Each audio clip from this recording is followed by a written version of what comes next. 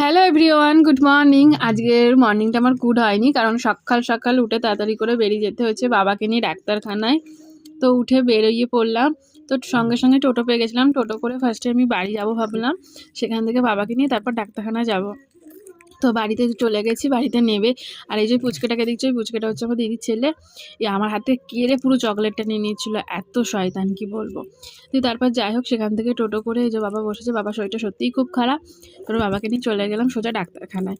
তো ডাক্তারখানায় গিয়ে দেখলাম অনেক ভিড় ছিল, এখন কিছুটা ভিড় কমেছে, দুজনার পরেই আমরা আছি। তো আমি ঢুকবো।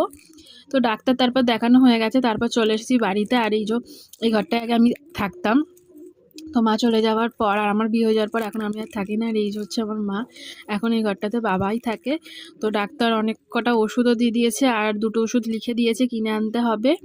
এই যে প্রেসক্রিপশান, আর এইটা বিকেলবেলা গিয়ে নিয়ে আসতে বলেছে। তো আপাতত এইগুলোই